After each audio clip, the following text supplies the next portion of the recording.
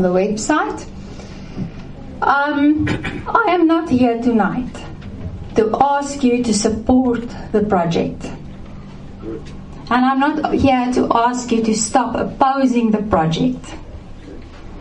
My job is to make sure that issues are raised so that they can be evaluated in the specialist assessments, and it's an opportunity for you to raise your concerns and your comments to make sure that those potential issues are indeed considered, and that there is an opportunity for that to also inform how impacts are evaluated. So this meeting tonight is not about any decisions. This is not a decision-making meeting. It is also not a referendum, but it is an opportunity where we would like to hear all the voices and the concerns. Right. So we understand that this is a high interest and for some a deeply personal issue and project, and a lot of concerns have been raised about trust, safety, environmental concerns, heritage, fishers' livelihoods, and even whether the process can be trusted. And those issues have been raised publicly, in public discourse, and also at our previous public meetings that we had in the Western Cape. This is the platform to raise your issues, and it is therefore a legitimate opportunity for those issues to be placed on record, and we would like to invite you to do that.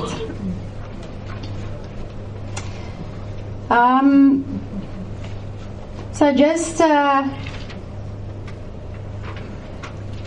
an important few arrangements before I hand over and before we start. There's a lot of concern about the fact that people feel that decisions has already been taken, and we understand that, but I think it's important to distinguish between national energy policy processes and this environmental impact assessment, which is specifically focused on the proposed development of a nuclear facility at Duisburg or Bantamsklip. So this is what this project is focusing on. And then just from a language perspective, can we just get agreement that it will be in order for us to present in English? And during the Q&A, you are welcome to ask your questions in Afrikaans, English, or isiXhosa, if there are any isiXhosa people around. Right. Can I just get an indication if that's okay? By hand, show of hands, thank you. Right, and then just in terms of some ground rules, I'm going to ask you to please put your phones on silent. If you do need to take a call, it's going to be difficult to move outside for that call. It's not really so practical tonight. So kindly send a WhatsApp or just take it outside on the stoop area here so that we don't disturb the rest of the meeting.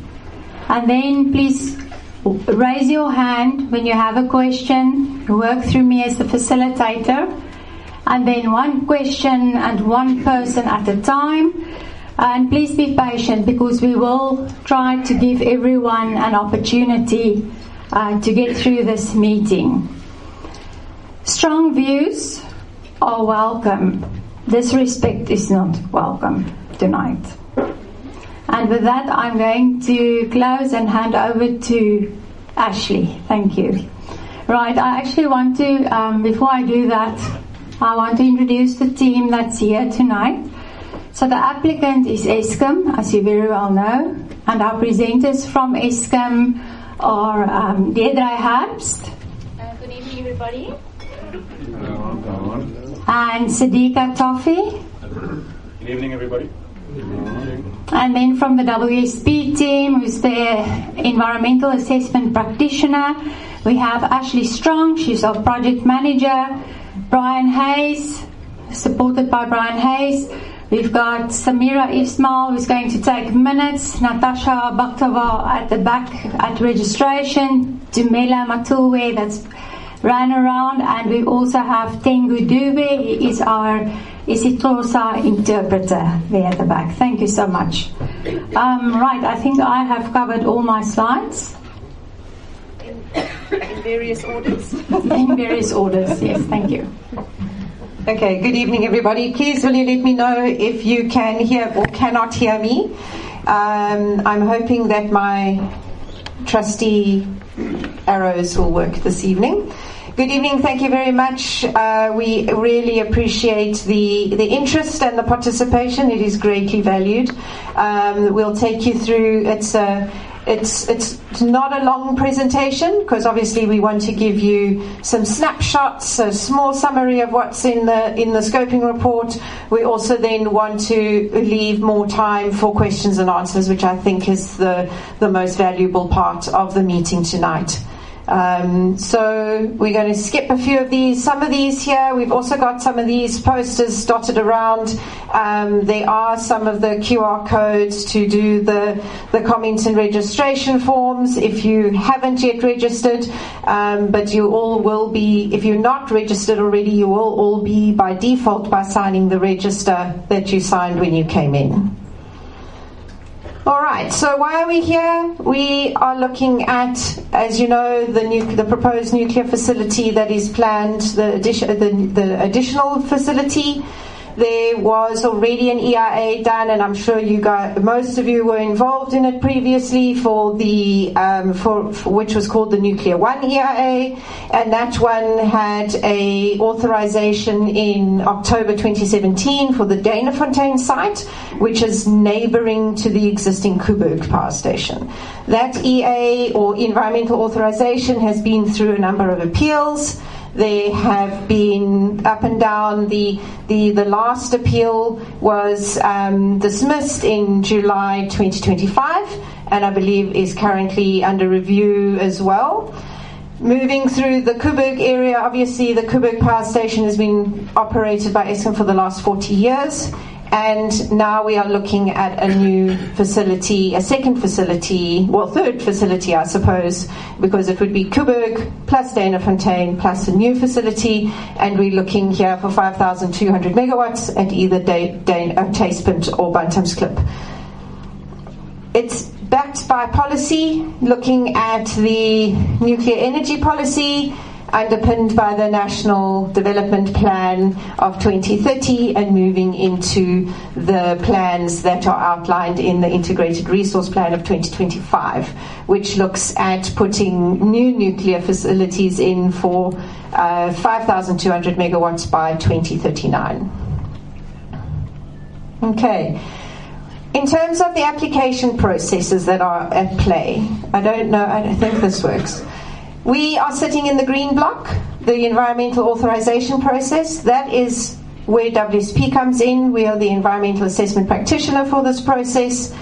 We will provide input into these three processes, which is the heritage permit process, the water use license process, and the coastal waters discharge process. The two on the bottom will happen only after an EA is granted. Okay, if it is granted. The heritage permit applications run concurrently with our process, but it is still a separate process, but we feed into it. The nuclear installation site license application, or what they call the NISL, is a completely separate process to ours. It will also have its own public participation process.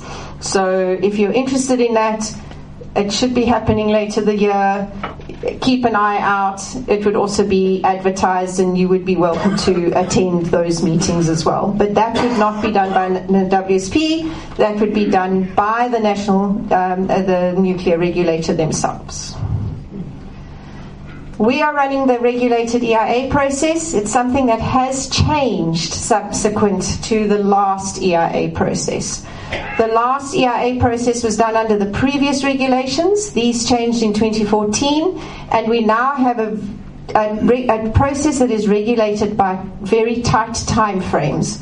So previously, the competent authority, in terms of the Department of Forestry, Fisheries and the Environment, didn't have any time frames for themselves in the regulations. They also didn't have time frames for the EAP. They also didn't have time frames for public participation.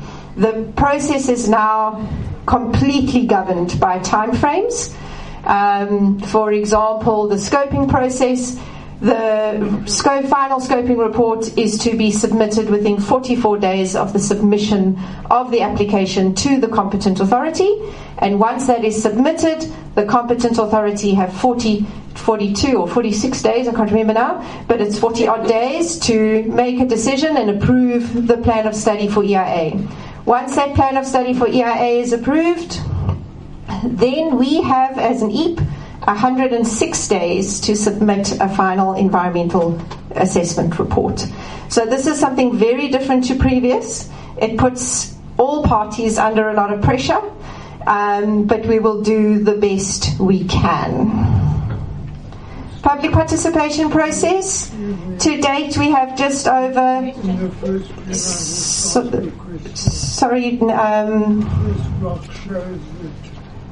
Sorry, just hang on a second. Sorry, sir. I'm just going to ask that everyone please just hold your questions until after the presentation. It shouldn't take too long. You'll be first. Thank you. I'm sorry, it's relevant now. It's not relevant later on. Something not clear on the screen. There will be an opportunity to clarify after the meeting.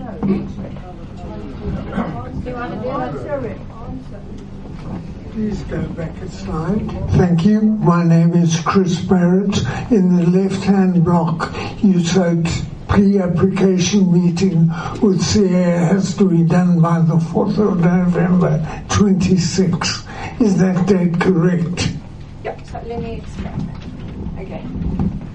So that was the exact date that we had our pre-application meeting with the Department of Forestry, Fisheries and the Environment. 25. Oh, you're quite right. It is an error. Does it say 2020? No, it does say 2025. It does say 2025. It says 25. It's just the screen. That's a little bit lopsided. So it does say 2025. So yes, on the 4th of November 2025, we did have a meeting with the department. It's a required meeting, but required regulatory meeting that the EAP has with the department before the process starts. Okay. So yeah, sorry about that. It's the tightest we could get the film of the thing. So it is. If you look on your printed sheet, it does say 2025. All right. Sorry. Okay. So. Printed sheet to see 2026. Does it say 2026? Should I just speak like him, or should I wait? We would. Because I raised my hand with reason. Sorry. Sir, I'm going to have to ask you to keep your questions. It was a clarification question I on want that. a clarification question. That's why I raised my hand. What makes him different? What makes him special? Nothing makes him Exactly. special. So let me ask my question. My question is, yes, my question is, now that we've established that it was a sighting error, that he could not see properly, can we follow your protocol of having questions asked after her presentation? That is my proposal to the meeting and to you, to stick to your protocol and have the presentation done, then we ask all the questions we want. Thank you. Thank you for that comment. Can we all agree on that? Yes. Show of hands. That in order? Thank you. Okay, thank you so much.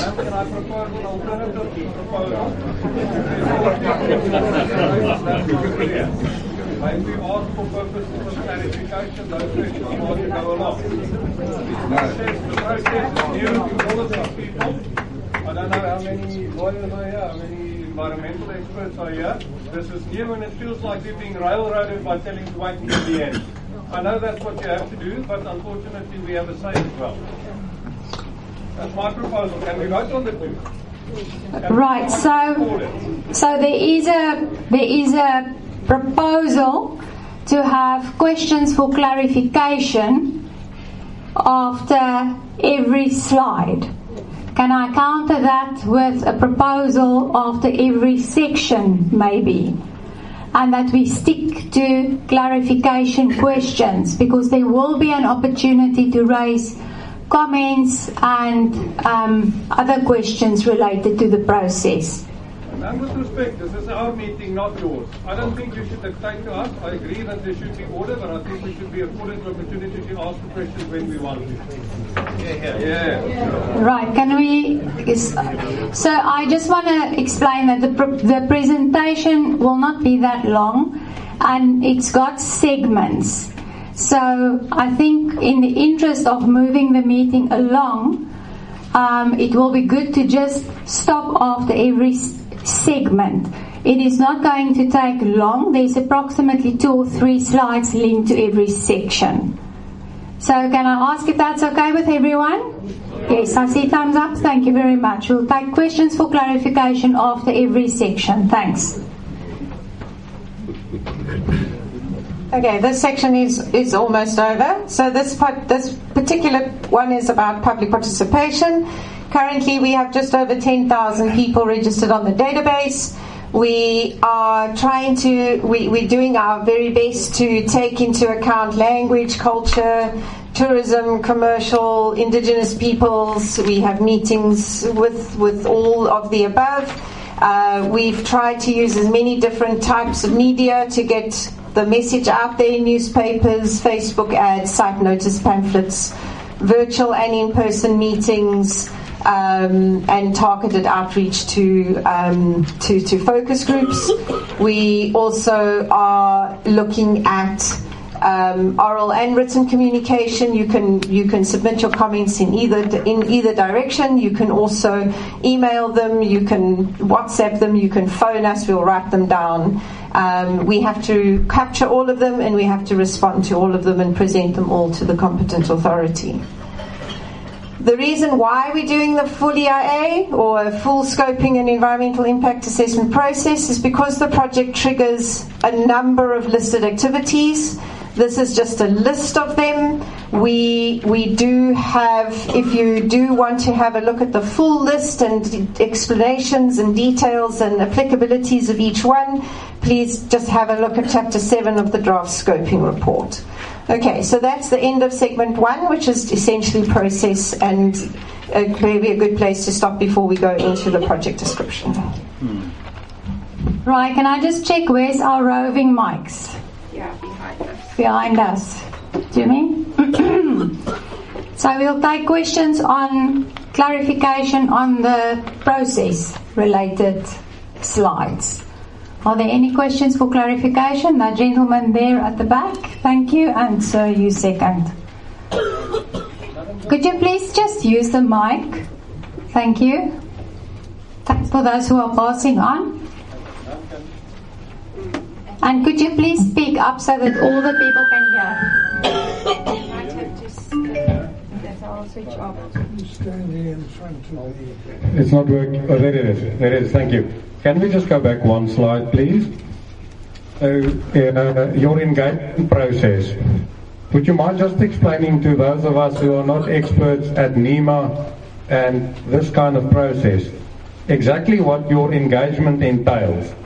With whom, how long, and to what extent the views of the community is reflected? Many of us have seen reports presented as a view of those who present them. We know who's presenting this report. We know who's paying you. We would like to know exactly how that engagement works and how our voices through your process will be explained and conveyed to the authorities who has to take a decision on this process. Same applies to the time period. When did you decide to start this? Why do we only know now? How much time do we have left? I think you should explain the process in more detail pertaining to public participation and what rights we have and to what extent our voice will be heard. Thank you. Maybe you start with explaining the process, the time frame first, and then I'll Sorry. I know I must be not in front of that. I just want to find out if everyone heard the question. Okay, thank you. Okay, so we're going to have to mix between speakers and this one interferes with that one. So sorry guys, apologies. Okay, so I'm going to go back one. All right. So the NEMA process starts with the submission of the application form and the draft scoping report to the authorities and to put the draft scoping report out to the public. The way we engage is through the database. We have to engage with registered stakeholders. We put out adverts last year to notify everybody about the project in a number of different newspapers, Facebook adverts, radio adverts. Those were all put out last year. And I can't remember when was it. November. That's when everyone started to register. Those who are registered stakeholders all receive emails, SMSs about each different stage of the process. Currently, the draft scoping report is out for public review. The public review started on the 1st of April. It ends on the 5th of May. So that's 30 days plus the extra days for the public holidays, because we can't count those. We have to add extra days on. Then the draft scoping report gets finalized and submitted to the department. In that time, you are welcome to phone us, email us, fill in the online forms, fax us, WhatsApp us. I think there's a couple of different options to actually give us your comments. Send us your views, objections. We are then required by the regulations to capture every single comment into a comment and response report and respond to each of those. That comment and response report is then added to the final scoping report, which is submitted to the department. They look, and we also have to add every single original comment that is received. So the department do check whether the original comment is there and that the comment is in the comment and response report and it is responded to. They do not allow us to say noted. We have to provide a decent response, okay? If it just says, here's our written objection, we can't really respond to that. So our normal response would be, thank you for your email, we acknowledge your objection, thank you for your valuable participation, for example. Okay? If there are more detailed questions, we have to respond to each and every one of them. It's a requirement, and the department do look at those. We also will, in this particular case, it's going to be required that we do a meeting with them to take them through all of it and all the main comments, etc., etc. So far, we have received a lot of different registration emails requesting us to put people on the database. I mean, the 10,000 there was at the beginning of before the 1st of April, and subsequent to that, I think it's gone up by at least 200-300 people.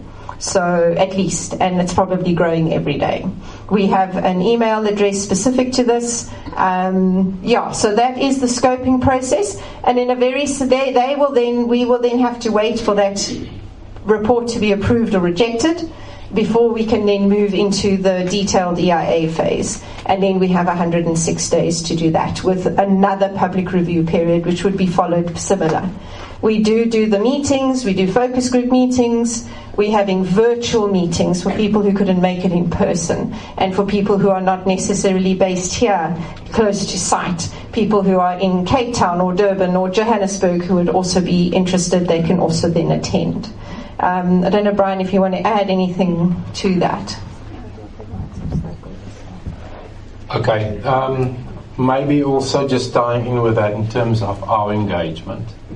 Obviously, Eskom is the applicant. By law, they have to pay someone to undertake the environmental impact assessment. That's a legal requirement. However, as the environmental assessment practitioner, and that's our engagement up to the point where this process is completed. We have a duty, not just to Eskom as applicant, but we have a very strong duty to the public, the communities, to the environment, and ultimately, as Ashley has mentioned before, what we find in this total process, scoping as well as an EIA phase, is our findings are captured in reports, and those reports, the scoping report, the environmental impact assessment report, reflect and our recommendations, findings, impact and recommendations. We don't make, at the end of the day, we don't make decisions. That's up to the Department of Fisheries, Forest and Environment.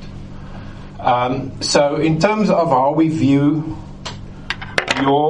the stakeholder role, it's critical. That's why we're having these sessions. We encourage people to engage. As Tony has said right at the start of the meeting, we need your inputs. We need you to raise your concerns. Every single concern, as Ash has mentioned, it gets recorded. We have to record it, transparently reflected within it, from scoping phase right up to the environmental impact assessment phase. The concerns are captured as well as how these concerns are addressed. Additional, yes, thanks. Additional to that, we have more than 20 specialists. I think in total we've got 22 specialists, both in scoping phase as well as undertaking throughout EIA phase. Scoping phase is a more high level identifying of issues. EIA phase is where they really start zooming in, assessing those impacts, risks in detail. So most of our specialists are external to us. Each one of those specialists that we've appointed also have a peer reviewer, also external. They review every single specialist's work. All work and findings that ultimately gets captured is then assessed by them. Same with our process. We also have external peer reviewers that assess our work as well. So ultimately, to make sure that who choose them. Yeah. So we appointed peer reviewers, but they are impartial, as we are also impartial in the process. Yeah, of course. But it's becoming a dialogue. Yeah, it's becoming a dialogue. I've explained the process. It's a legal requirement. We can't have dialogue. We can't have dialogue. Sorry. It's unorderly. Thank you. Thank you. We hear your concern. No. It's unorderly. You can't speak alone. Sir, No. I'm going to ask that we maintain a point of order. I understand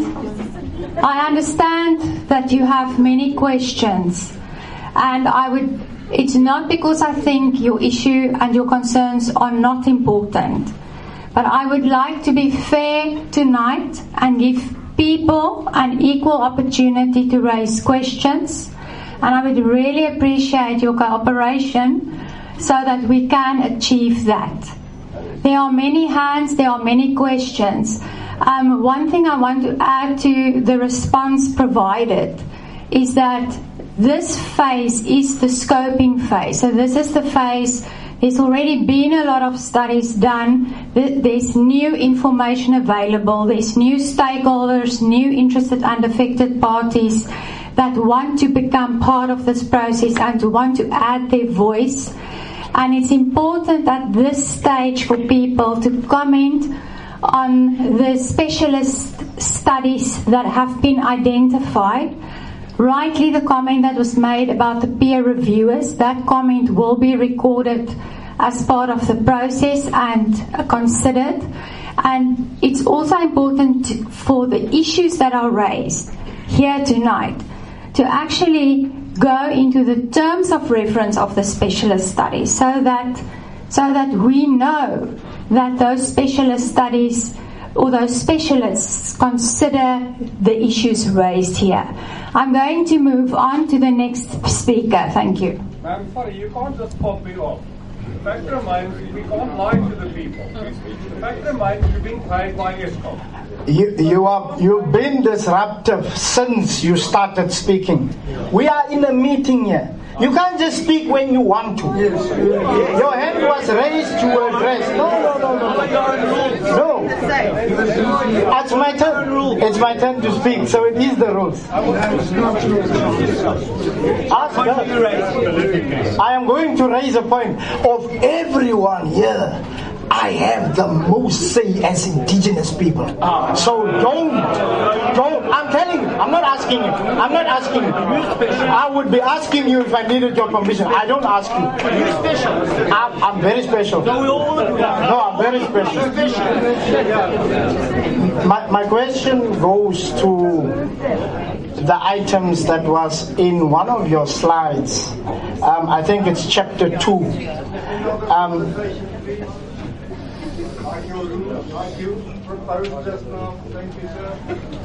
I don't hear what he's saying because is he speaking to me or you?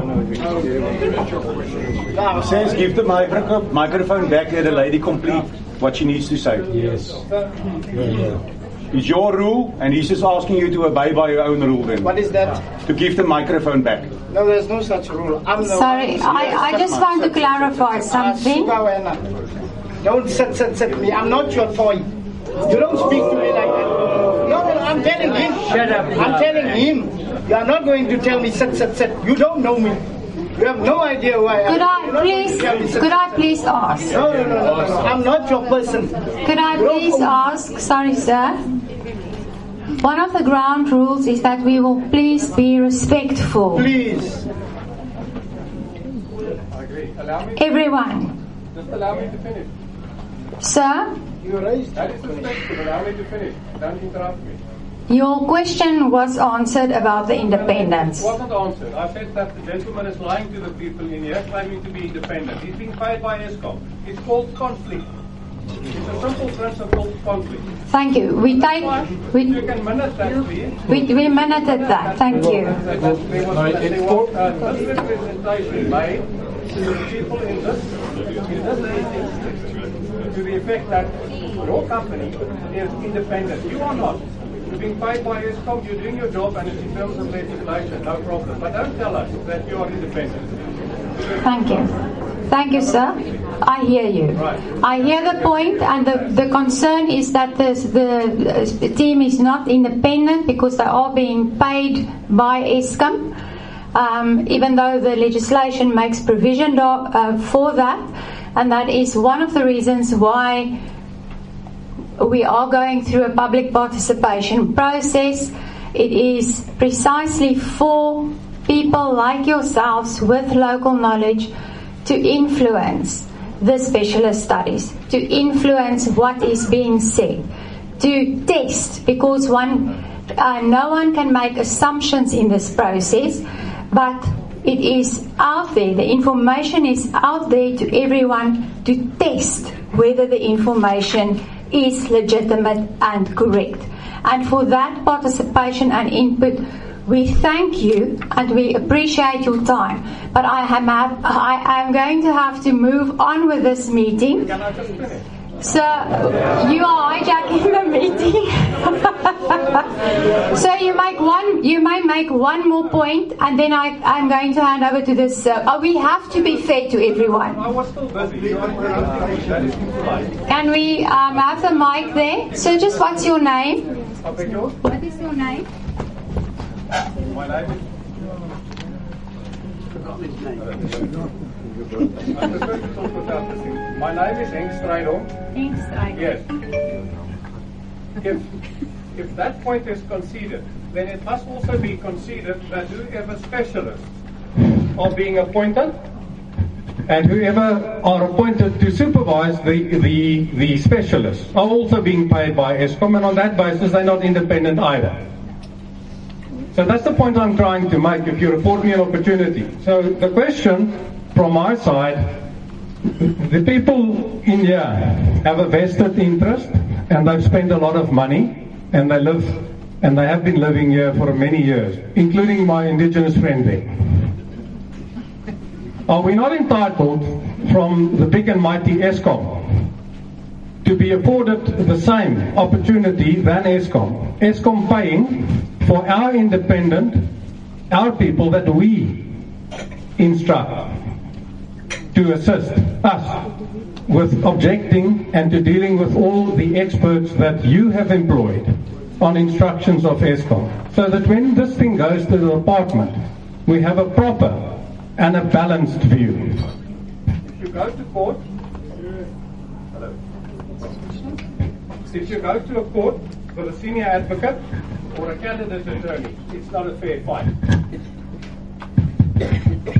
not the right thing to do from Eskom side. You pay for a community to have an opportunity to appoint their own legal team, their own person with the qualifications that you have and whoever experts. They would want to check your work and to present an informed opportunity, informed view of what we believe is best. None of us here are water experts. I don't know what the effect is going to be on the water supply to this town if you open that up. It might double it, it might half it. I don't know if anyone in here is an expert that can really present, as part of your public participation process, an informed view. Thank you. So if I hear you correctly, thank you so much. So if I hear correctly, the concern is that the peer reviewers appointed by WSP will not necessarily be independent, and because Eskom is paying the specialists, equal consideration should be paid to paying for independent external experts that are appointed by the community. Do I have your point correctly? Thank you. So we've noted that. Can I just make sure, Samira, you've got that? And I would like to thank you for your patience, sir. And I just want to say, no preferential treatment. Please remember that we need to be respectful. Thank you. Fortunately, I am a very patient man.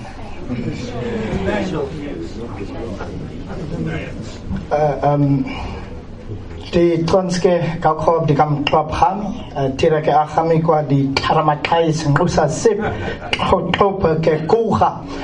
I am Chief Hami. In Korakobab, it means lion. It speaks to my spirit and my being. You were asking who I am. I am a descendant of the soil of Kuha, and I will start firstly by acknowledging a quote of the late Klaas Tierman, who said that, can we have the land returned and we have nothing more to ask? We lived contently before the Dutch plunderers came and molested us. Why can't we do so if left unto ourselves? You have no idea where I'm going with this, but you are contesting already. You don't even know where I'm heading. I am heading to Eskom. I met with Eskom more than once. For those, I know you said the process, when did it start? I met with Eskom before 2019 to discuss our fish traps. We have fish traps. For those who don't know, we have fish traps in the property that is now owned by Eskom. So when it comes to heritage, which is why I'm bringing them to that particular slide, when it comes to heritage and culture, I don't need any piece of paper to prove my lineage or where I come from, because the evidence is there. Now comes my question. There was in the newspapers the other day an article relating to an MOU that was concluded between Eskom and I think Kocha, if I'm not mistaken. I'm going to ask for help from those who concluded the MOU. My question is, Is the MOU a public document, and is it available to anyone who wants to view the terms and conditions of that MOU? I'm an interested stakeholder. I know there's a focus group meeting tomorrow with myself. We know each other from previous engagements. There is a focus group with my community, and they will be there, but unfortunately, as indicated in the communication, I'm flying out to Joburg in the morning, so I won't be available to meet. But now that I am here in this particular meeting, that is the first question. The second question is, you have put us in a specific bracket. We have language. Kora Kobab is one of those languages that I spoke. Culture, which you know, heritage, you know, tourism, you know, and we are indigenous. So we follow that whole criteria of people that needs to have a special condition or special circumstance. My question is, when are we, I spoke, and Deirdre knows me also, we had a meeting, and in that meeting certain commitments were made with respect to us as a people and the fish traps. One of those was to restore those fish traps, because it is indigenous to us and it is close to us. The Rebelsras, that whole area, we lived here way before anyone came here. We lived here. So to now pretend as if though we don't exist, we don't have a say, we don't have a right. The indigenous UNDRIP, the UNDRIP document speaks to the rights of indigenous peoples, and it needs to be addressed. It's a critical item that must be addressed. Hatan Borma knows when we are in council, I make sure that he understands the critical importance of us as the indigenous people of this part of Africa. My question is, when are we concluding that specific memorandum of understanding with respect to our heritage and the site in particular, because that falls part of the conditions that must be assessed when you do your application? Thank you. Thank you.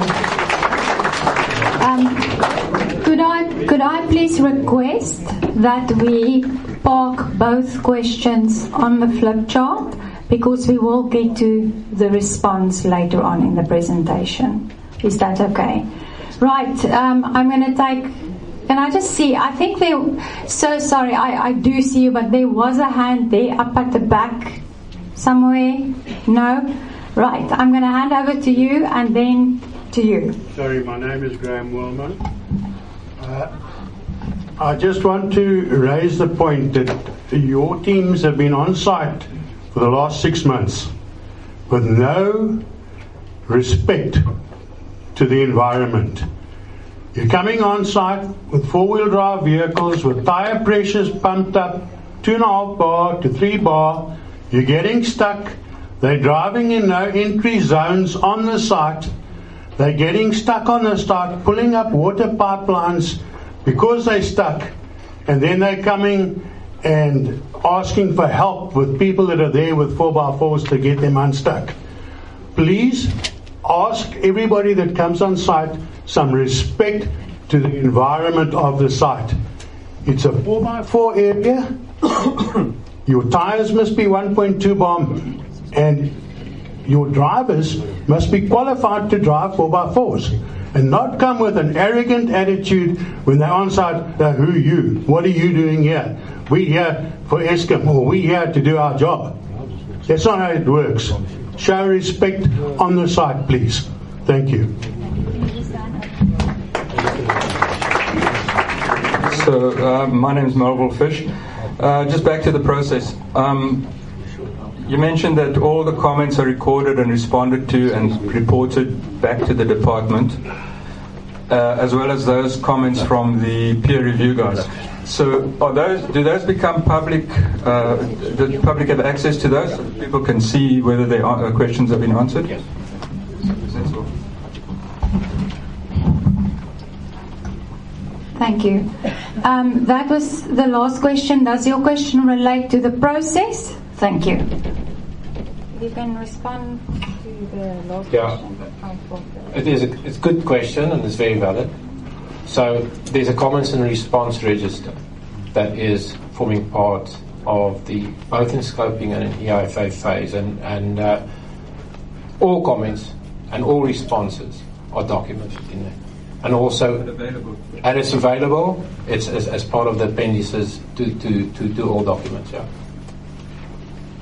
And just to add to that, there's already a comment and response register in the existing public participation report, which is Appendix B of the current draft scoping report. That will be updated with all the new comments, all the new, even requests for registration, etc., and is included in the final scoping report. And then all the new comments are added to the appendices. That doesn't get discarded after the scoping phase. It is merely added to in the next phase.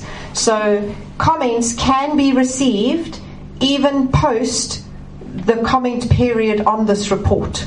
So people can still send in comments even while the department is reviewing that final scoping report, and we will capture them, and then they will be responded to and included in the draft EIA report.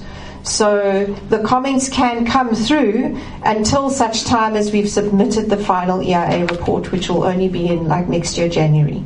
So people can keep submitting comments, and we will keep recording them and responding to them and including them in each and every public phase, because the final scoping report also gets put on our website for people to go and have a look at. Okay. I think we can carry on.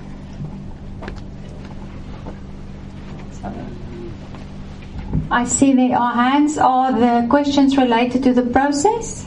Yes, thank you. The name is Hilton Thorpe. The question I'd like to ask is why this process is taking place at all when the nuclear regulator has not been involved to determine whether the Tasepunt site is viable as a nuclear site. Now that should have been done before the EIA even started. And we had this problem previously, and the government very cleverly managed to exclude the NNR from the process until after the EIA was complete, which was a nonsense. It meant this huge amounts of money that are being spent on processes like this are premature. If the site is not viable, and quite clearly in terms of internationally recognized criteria it is not, then why are we wasting our time?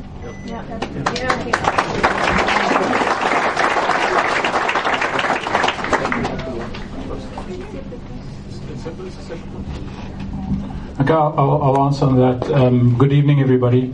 The nuclear regulatory process, I think Ashley already had mentioned, that's a separate process that is underway on the nuclear site installation license application, and that is currently in process as well. They have not precluded or excluded or found any fatal flaw from a nuclear regulatory process to exclude the site at this moment in time, and therefore we're continuing with the site process associated with that. So there's not been any categorical denial of the suitability of the site from the nuclear regulator to date on that. Thank you. But it is a separate process, and there will be a separate public hearing following on that the nuclear regulator will be engaging on in terms of that process. Thank you. Thank you. Thank you. Just on a point of order, sir, your previous application to the NNR was rejected because your application wasn't complete. We can't hear the Thank you. My name is Trudy Malan. I just want to, on a point of order, your previous application to the National Nuclear Regulator was given back to Eskom because your application wasn't complete. So using the process and giving Eskom more time but denying us more time to give comments is a very cynical manipulation of the NNR process. We haven't had an opportunity to make any statements on your site safety report, and while I've got the mic, the site safety report is quoted several times in your document, yet it doesn't make part of the scoping study. So don't call out processes that's not been completed if Eskom didn't supply the National Nuclear Regulator with the correct information.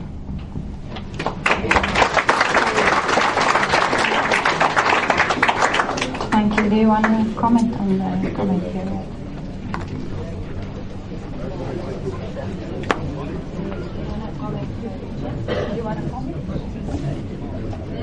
No, I note what Ms. Malan has said, but I do maintain the application is lodged with the regulator. There is a process underway on the nuclear installation site license application, and that is currently undergoing that process with the regulator. The paperwork has been in, and they will be scheduling further public hearings on that. We have had in the past other nuclear installation license hearings, and those are continuing to my knowledge, in my understanding of the process today. Thank you. Thank you. Can I ask you to comment on the time frame concern? So just to confirm, with our collaboration here, there has been no rejection of the nuclear process. And with the NNR process, there is a process of submitting, receiving comments, responding to the comments. That's how the process works. It doesn't mean that it was rejected or anything like that. It is a process that the NNR follow, and there is always engagement, and they can ask for additional information, which is then provided to them. So there has not been any rejection of the submissions that we've made. Thank you. Can I check if there are more questions that relates to the process? There at the back, anyone on that side? No, can we move on with the next part of the presentation? Thank you.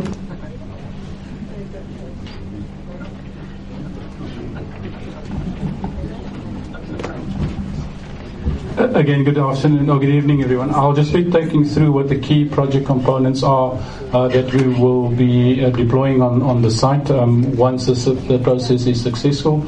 And the following slide is giving you a schematic outline of what the project would entail and what would be constructed on the site. In terms of the diagram in front of us, we have a typical schematic layout of the plant and what it would entail. It really starts off with a nuclear fission reaction where a neutron is bombarded into a uranium atom and splits an atom and creates another neutron, which then impacts a subsequent atom, and that process becomes the fission process. It does give off heat. The important part about the heat, we cool off the heat in the reactor vessel itself with water in the primary circuit. And that water is cooled off by what we call the steam generator and returned to the reactor vessel where it is cooled, and we maintain a cooling circuit around managing the fission process in the reactor under controlled conditions.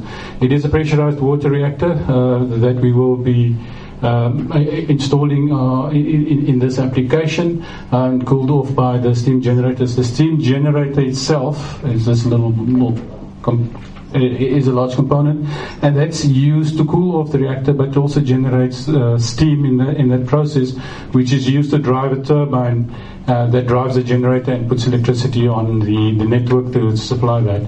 It's all controlled by the control room, and the water in the steam generator is cooled off in the turbine condenser, and that condenser is cooled by seawater that's there. The seawater circuit is separate from the secondary circuit, or the water that's in contact with the steam generators, and that water in itself is separate from the primary circuit. So there's no effect of radioactivity being in contact with the seawater through three independent circuits, and that's an important consideration in the design of a pressurized water reactor facility, which is what we intend to deploy on the site. The whole nuclear island, as we call it, is controlled under a concrete structure called the containment building, where we maintain quite close control around that and take into account all the other work that is done in terms of the electrical reticulation system, and making sure that everything is safe for what we are intending to deploy on the facility. The slide really just giving you a little bit more, a better feel for what the pictures would look like, what the site would look like in terms of what you would see being constructed and what would remain. As I've mentioned, the nuclear island is the facility that would remain behind, and that we would operate for at least 60 years. In terms of the new design order, it would have the reactor building. There will be a cooling intake structure. During construction, there will be temporary cooling intake structures that we would be using and dispose of soil, which is largely the sand that will be coming through. Some excess sand will be deployed off into the sea, or as has been requested by the community, to re-establish some of the lost beachfront sand to move that around. That's what we've been requested around that. But that will be temporary, and that will be around that. What would remain on the plant as well, we're planning to install a desalination facility, and there would be water tanks on the site. The intent with this plant design, or what Eskom wants to do, is to be separate from municipal water supply. So we will be installing desalination plants and be self-sufficient in terms of fresh water usage on site through the desalination facility. Connected to the nuclear island will be the power block. That's really where the turbine will be housed, the electrical generators.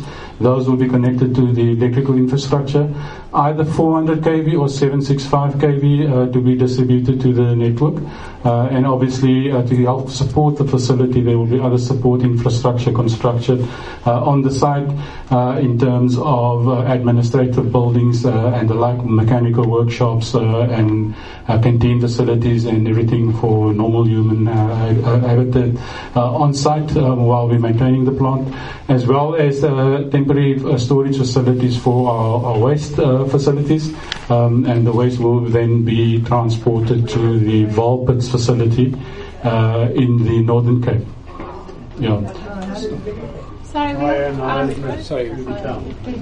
Could I just ask that I think there's 2 more slides, and then we'll take questions. Thank you. I know this lady also had her hand up. Thanks.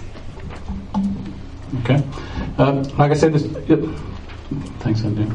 So I'll go through the next slides then. In terms of the design, a lot of question has been asked in previous sessions around what the plant is that we've decided. We have not yet concluded on the final plant design. We have established the plant parameter envelope, which is an internationally accepted methodology for defining the parameters that the plant is expected to meet through. We will only verify that when we actually do go through the market engagement process and select an appropriate vendor and an appropriate plant that meets our requirements, that fits within the plant parameter envelope to do that. And the envelope really does look at bounding parameters in terms of the plant design, the ambient conditions around there. And we would be expecting any potential vendor to meet the requirements of the plant parameter envelope before we finalize that vendor. No vendor has been selected to date. We have not yet been through the market, and we will go through that. And the important part is the parameters that's in the plant parameter envelope. Any potential vendor needs to meet those bounding conditions to be eligible for the deployment on the plant. Of the plant. Just my last slide, some of the typical features that that's bounding around the plant design envelope, the plant design parameters and the safety features that we are looking at. It's clear for us that we are relying more on an increased use of passive safety systems. Those are really systems where you are less reliant on electricity and human action that's required immediately to respond to an event.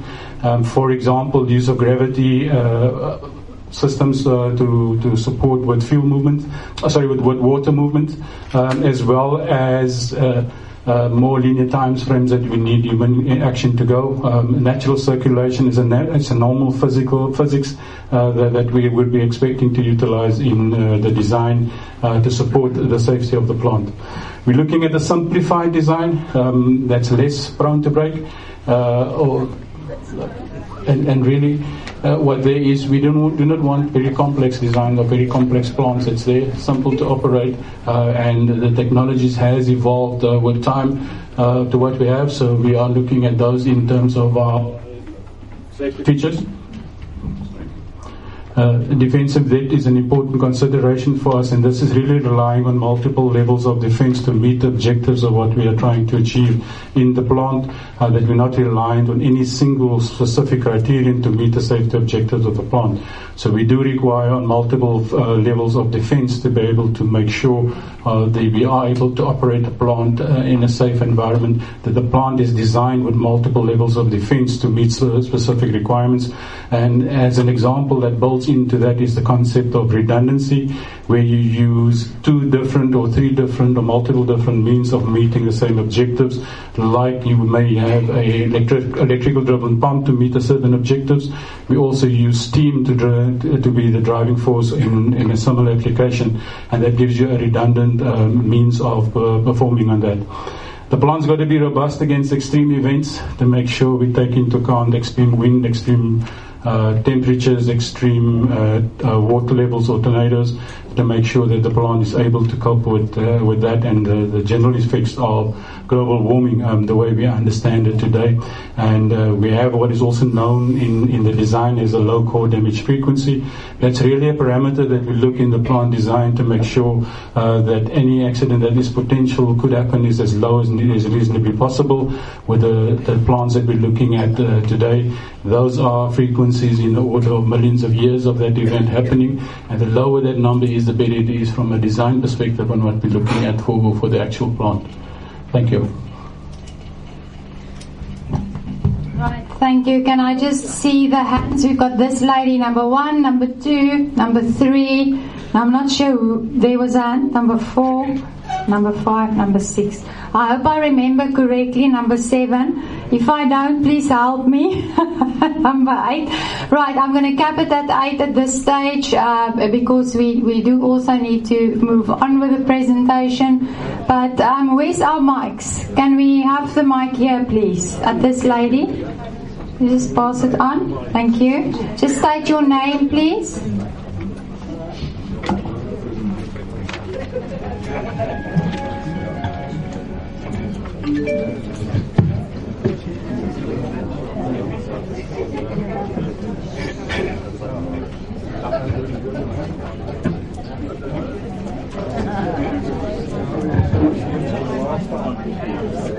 Hello? Hello? Okay, my name's Sharon.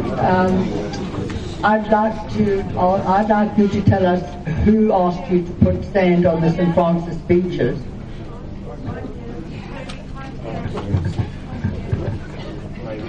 And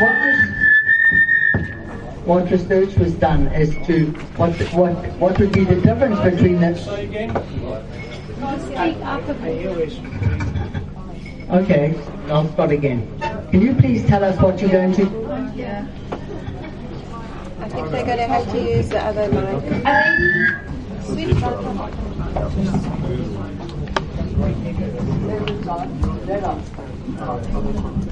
Hello? Oh, that's better. Okay, I'll start again. My name's Sharon. I'd like to ask you what is going to happen to the 6.3 million cubic meters of sand that are going to be dug out of the site and pumped into the ocean, and where that's going to end up, this black soil. And I find it quite hilarious that someone's asked you to put it on our beaches. Put the black sand on our beaches. And another thing I'd like to ask you while I'm at it is the heating of the ocean. When you're actually going to use seawater to cool your system, so you're going to change the temperature of the ocean. And what research has been done as to how that's going to affect the marine life and the sensitive breeding grounds that we have out front of Tastepoint. Another 10 questions, or I'll leave it at that. Agreed.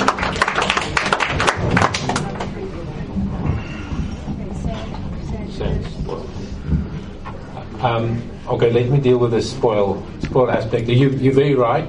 There's a substantial amount of spoil that will be removed, and that is during the construction operation, and it would be dug out as various types of spoil material. At this stage, there are various alternatives that are being assessed. The option is not to dump it on the beach. That is one of the alternatives that's identified. There's a temporary. Right. So what I'd also just like to explain as part of scoping is the detailed assessments in terms of those alternatives that are at this stage identified by the specialists have not yet been done. So what they do is they look at various means for disposal. So one is there would be a portion, one of the options is a portion of the spoils material will be reused in the construction phase. There's also temporary disposal on beach. There is potential, yes, as a temporary disposal. That's an option. Then there's also option of disposal, a permanent disposal in areas where potentially rehabilitation. Then there's also the options of offshore disposal of spoil. Yes. So these are the options that they're looking at. At this stage, and coming back to the aspect regarding what is the significance of that, the specialists, the marine ecologists and the oceanographers, that's the areas where they would have to examine and what they will have to go and assess to see what is going to be the significance of that. So I can't answer you in terms of the significance, but what I want to say is at the EIA phase, that's when they will be presenting their findings. And they will be saying whether it is substantial in terms of significance or it's not. Similarly for the plume, the discharge of the cooling water. Now at this stage, if we look at the once through cooling system where we discharge the warmer water, it's not warm water. There's actually the parameter, it's a maximum 12 degrees increase from intake to outtake, right? Now you just hang on. Sorry. A 12, not in the ocean temperature. In terms of the water that's taken in, that's pumped back out. So the difference in the temperature of that water that will be piped back into would be 12 degrees higher, right? Okay, so it's about 120 liters per second, as far as I remember correctly from the envelope. Okay, so again, there are various, and these specialists that will be looking at EIA phase, they will be in detail looking at this. So there's different means for disposals, different depth from offshore. So intake, for instance, is between 1 to 2 kilometer from shore that the water will be taken in from. The discharge tunnels will be in the region of 500 meters. But then again, this will be assessed. So, right, just with a planned parameter, I wanted to confirm that. So the specialists will be looking at how effective that energy is dissipated. There's different diffuser mechanisms that they're going to be using. Tunnel depth, the diameter, I think it's a 3-meter diameter if I'm not mistaken, numbers of tunnels that will be releasing the water back into the system, and they will be modeling that thermal effect. Back into the system. Right. Ultimately, it's a specialist that needs to go and assess this. I hear your concern. And all I'm telling you at this stage is those alternatives have been identified. That will be investigated. It's in the scoping report. It's being summarized in the scoping report and in more detail within those specialist reports. Risks have been identified.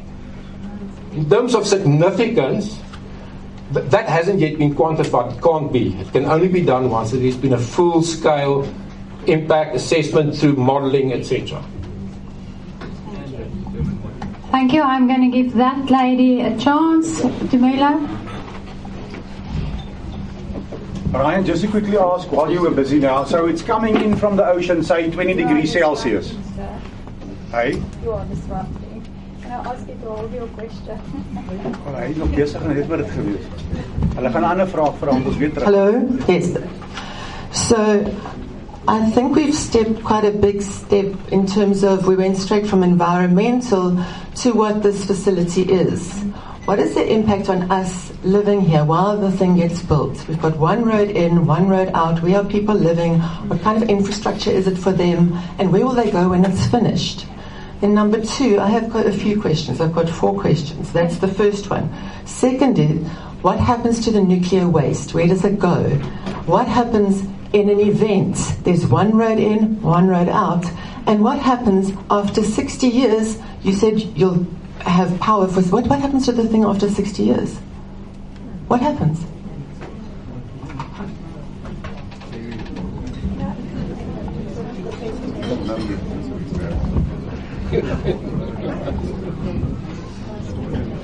Thank you.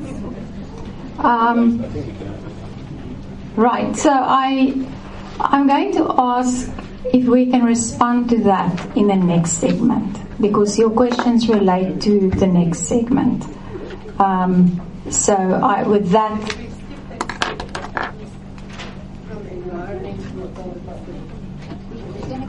you're going to cover that. Ashley's going to cover that in her segment. Thank you. Can I just check who was number 3? Thank you.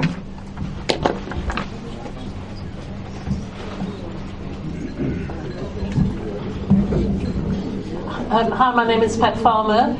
If you want to go and check up on what happens, there was a nuclear power station built on the River Blackwater estuary in Essex. The water temperature went up considerably in the whole of that estuary, and it affected the fishing directly. I'm not a fishing expert, but I wonder if the temperature goes up, how it will affect the calamari here and the boats. Yeah.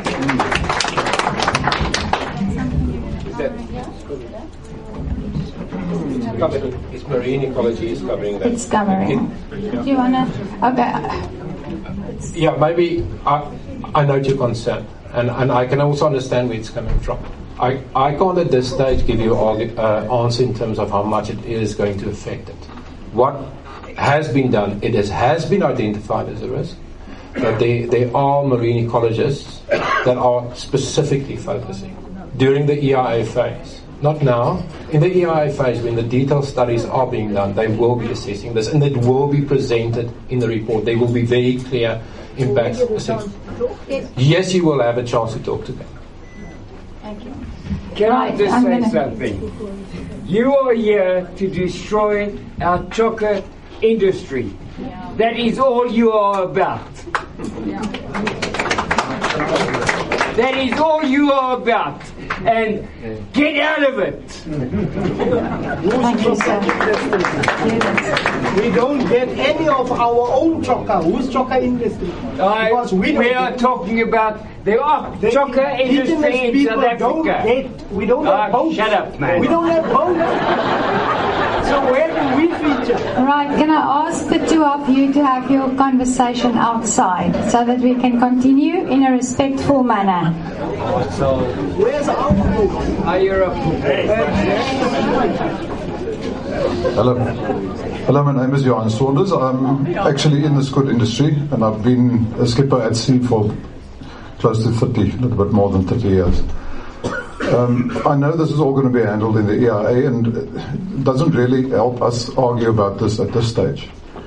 The one concern that I do have is when the Kruger Harbour was built in Port Elizabeth, they dumped tons and tons of sand on our squid grounds, and there was a specific area where they dumped it, and this was 20 years ago. To this day, there has not been squid back on those marks.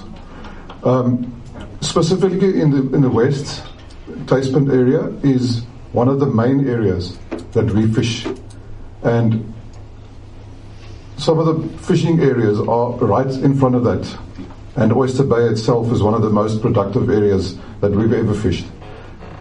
Dumping sand into the ocean will destroy the whole of the west. There are 2,100 people dependent on this. This is a very big concern, and looking at what happened in Algoa Bay, I think this needs to be very, very taken very, very seriously. Thank you for your comments. Include us in the industry, that's all. Include us also. So you're being disruptive. Please maintain respect. I think you are up next. Are you fine? Hello, my name is Anton Bunzai. I just want to ask a question. I'm a bit confused here about this nuclear power for South Africa in general, with the Danafontein proposal that 4,000 megawatts was approved, and now in this page here, the new generation capacity by 2039, it jumps to 5,200 megawatts, which happens to be the figure for this proposal, and the Danafontein number seems to have disappeared entirely. What's going to happen to those 4,000 megawatts, or what's proposed to happen to those 4,000 megawatts from Danafontein? Why does it disappear entirely in this popular pie chart? Thank you. The pie chart is inclusive of the Danafontein number to deploy in Danafontein and Kubu. So we already have the environmental authorization for Danafontein. The integrated resource plan currently has indicated that the country is envisaging 5,200 megawatts of new nuclear capacity, and Danafontein. So the intention is to use both Danafontein and Tasman site to meet that requirement. That would be 9,000. No. The numbers aren't clear. No, Danafontein is approved for 4,000, and we are doing an application here for 5,200 for Tasman. It doesn't mean we're going to build. The IRP also goes further to say if it is successful, we could go up to 10,000 megawatts around that. But we are planning to build on both Danafontein and Tasman. And our current plan that we are doing as Eskom is to split it between the two units, between the two sites. In terms of our redundancy criteria, the plan is that we would be deploying an equal amount at Danafontein as well as at Tasman. But I think the picture there is the integrated resource plan of South Africa fund. That's the overall regime. The overall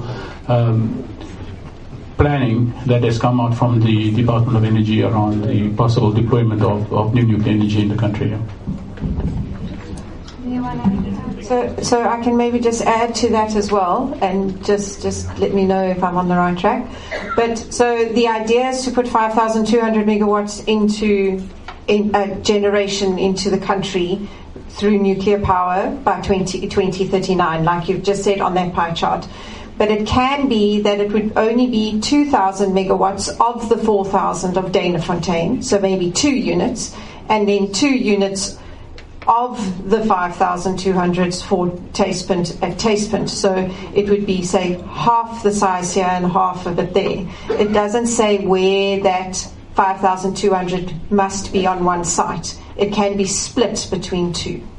As Sadiqa was saying, to maintain that redundancy, keep the two sites separate, to have some on Danafontein and some in a second location. So it can be split. It doesn't have to be on one site. Thank you. So this gentleman next, and then we've got number 7 on that side. Is this number? Okay, I'm confused now. Did you move here? So there's a number 7, a double number 7. Right. Is it okay? Can you be our new number 7? Thank you. And then I see you, sir.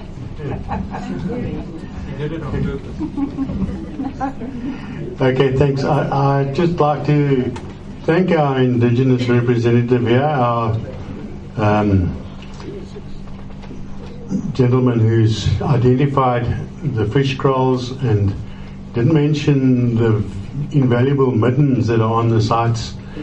And I just certainly hope that you guys do a better job than you did with your heritage village in Humansdorp in protecting. I fought for that. Ask him then. Ask him in front of me. I'm begging you, ask that. I fought for that Please look after Taspint. We don't need it to land up like a human's dog. Okay, then, in the previous EIAs, one of the biggest things of this whole site is our wetlands. And the previous EIA report stated emphatically at meetings that our wetlands are the most pristine in the world.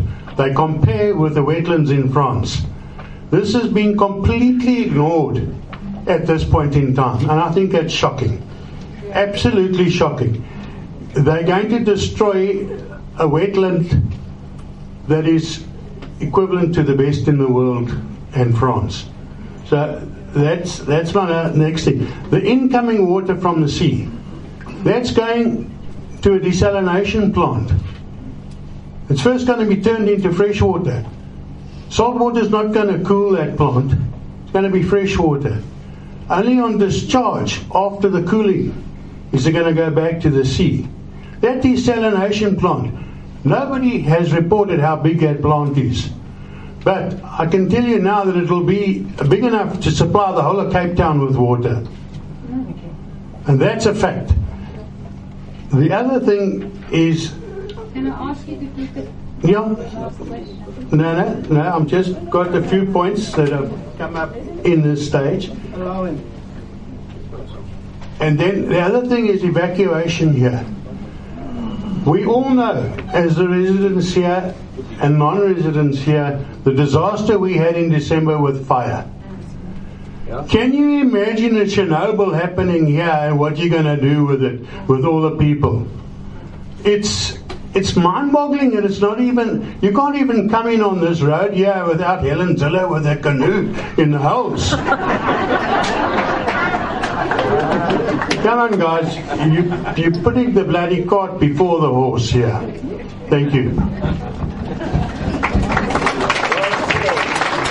Thank you. I think the wetland question, can we take that? Can we park that for the next segment? And then I would like you to just comment on the second point regarding the desalination plant. Thanks. So the desalination plant is not for cooling of the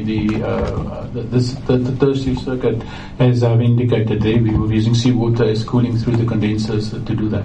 The desalination plant is to make sure all water used on site is not using or straining any of the municipal infrastructure.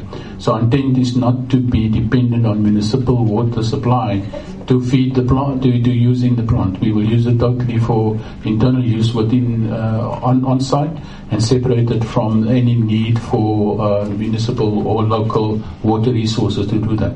And that's the intent of using desalinated water for usage on the plant and consumption on site.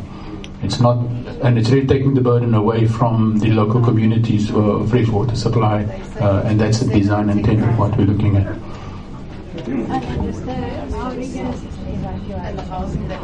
In terms of the evacuation plan, what we will need to do is make sure that we have, and it's part of the regulatory process that will follow in terms of the emergency plan.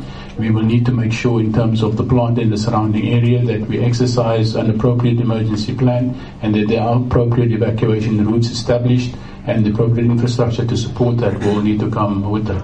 So the current road infrastructure, if that is not sufficient for now, by the time we do go into commissioning of the plant, we will have demonstrated to the regulator in terms of the regulatory process that an appropriate emergency plan is in place, will have been exercised, and will demonstrate that we are able to evacuate the affected individuals appropriately. What is important to understand as well, the plant design that we're looking for and that we have identified is a pressurized water reactor design. It's not the RPMK design that you've seen and referenced in Chernobyl. Totally different design. It's the industry standard that currently is there in terms of pressurized water reactors, and that's the plant that we are looking to use or deploy on the site. Thank you. Could I please ask that we maintain silence while we have a speaker? So you have a follow-on question specifically on the evacuation. Can I ask him? Thank you.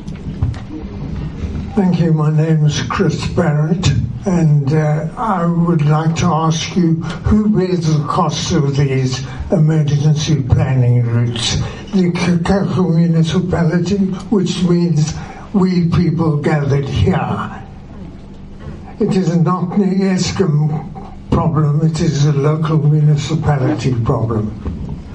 I'm not sure I got your question. Who bears the cost of the evacuation? I'm not sure you can respond to that. So I think... In terms of that cost, that will be a discussion that we will be having with the Kocha municipality. And there are certain costs that Eskom would bear in terms of the project, in terms of the success of the project, and we will need to look at what are the other socio-economic items that we need to develop in terms of the infrastructure in the communities. For example, we do believe from our initial assessment that the sewage plant may not be adequate for the community. We would need to upgrade that, and that we will have to fund. Likewise, we will need to sit and understand what is the current spatial development needs of the community and where we can better support that. Eskom does not build roads, but the municipalities and the provincial government does do those, and we will have to engage with them around those actual construction items. So in terms of that question, I can't say Eskom's going to pay for that, but it is a conversation that needs to be had with the three spheres of government to support that local development appropriately on that. Thank you, and I do see we do have the Kocha municipality representative.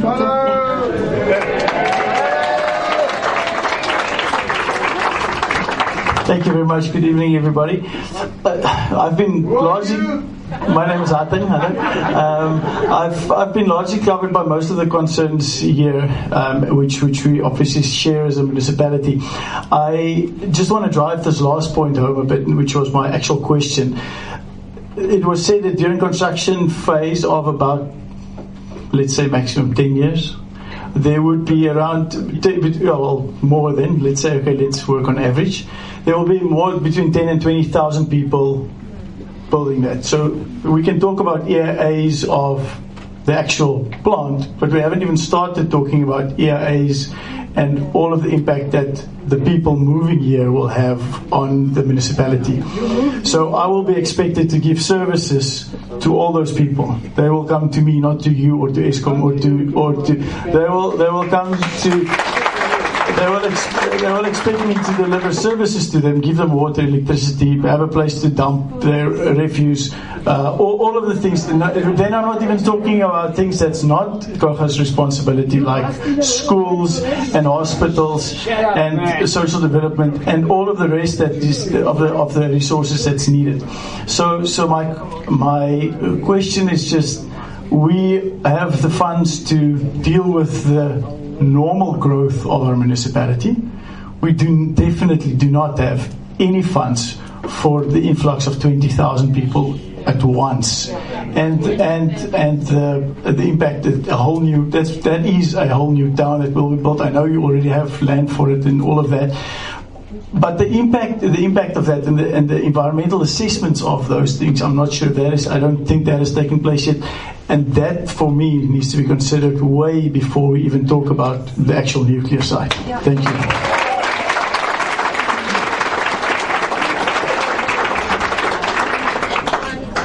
You want to take that in the next segment? Can we park that for the addressing in the next segment? I'm number 8. Number 8. Sir, I know you number 8. May I please respectfully ask you? It was my mistake. There's a double number 7. Could I ask you to hang on? There's another number 7.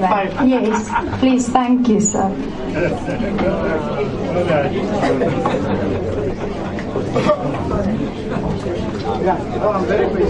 Hi, my name is Dr. Roy Wadeson. I am a fluvial geomorphologist, or was, and I'm quite familiar with EIA processes. I worked for Coastal Environmental Services for many years. There's a few things that people aren't really recognizing here. Is number one, timeframes. I see from your scoping phase to EIA, you've got about 3 months. Now that is no time to carry out a specialised, proper environmental impact assessment. The stuff that you guys have been talking about, yeah, we raised some issues in scoping, and then we go into full understanding in the actual impact assessment. I don't think that this is a realistic time frame. Not for the kind of things that have been mentioned already. You know, the bathymetry, the plumes in the ocean. What are we going to do with all this residue soil? What are we going to do with, further beach degradation, the socio-economic issues? These are huge. And I just think that now this has changed, I'll tell you, since I was doing these. Time frames now are short. So I would say that please, everybody who has any concern, any question or anything that you think is relevant, put it in an email, get it to these guys, because they have to respond. And that's the only way we're actually going to get this thing dealt with properly, the way I see it. Is there any way we can change timeframes? I'm guessing not. Is your question related to the timeframes? No, not at all. It's just one thing I want to just bring up is the site selection. Has a proper seismic activity been done, or do we end up with a Japan issue? And Thank you. With global warming, tectonic plates move, and fault lines are there. Thank you. I'm noting that question. Sorry, I see there are questions, but we've got to move on to our number 8. We will respond. I've noted that we can respond to those during the next segment. Thank you. I actually like this gentleman. We share the same passion with respect to nature, and I like that. You can only fear a snake when you don't know the nature of a snake. Same with nuclear energy. I have the fortunes now. Harting knows my brother. My brother is a chemical engineer who passed his bachelor's cum laude. So Harting knows him well. And I sat down with that same brother of mine to explain to me exactly what happens to the atom when nuclear energy is generated and exactly how it works, so that I can understand when I come to these engagements. I know exactly what I'm dealing with, and not say, as the gentleman said earlier on, we know nothing about it. I know something about something. Now comes to the wetlands. I agree fully with you. It is part of our ecosystem that has been neglected. A fight that I've been having with Harting and his office, because I'm the one that is currently, as they call it, a land thief, the one who's occupying the land outside of Jeffreys Bay. But the purpose of my occupation started with looking after the wetland that feeds Kabeljous River.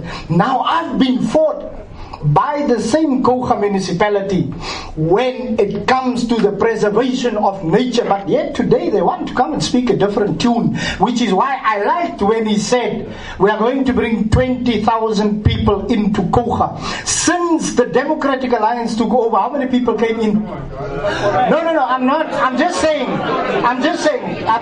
it's the same thing that he's asking now.